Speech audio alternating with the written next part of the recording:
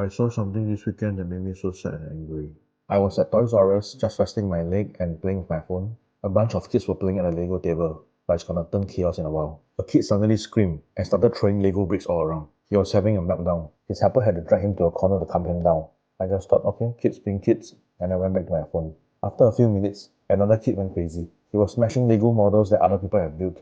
And then a third kid, let's call him the bully, started throwing bricks at this other poor boy in red. The whole situation was so intense. I thought I was watching Planet of the Apes. The bully's helper grabbed his hands and forced him to apologize to the boy in red, but he refused to do so and wouldn't even want to make eye contact. As the bully was storming out of the toy store, he stepped on the back of the boy in red.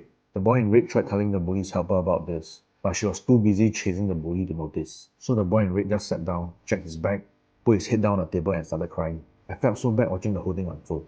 I wanted to say something to the bully, but he was like 4 or 5 years old, and honestly the helper looked helpless, and I don't think she was given the authority to discipline him as well, so I don't blame her.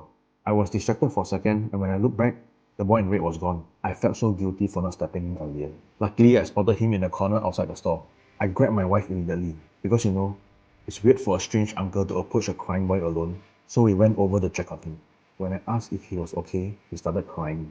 I gave him a tissue and asked him where his parents were. He told me that they were not there with him and he was waiting for his mother to pick him up. This poor kid was getting bullied with no parents around to protect him. And the bully, he didn't have parents around to teach him right from wrong. You can't really expect helpers to raise your kids. The kids won't listen to them, and the helpers have no authority to punish them. Parents, please, you need to be more present in your kids' life.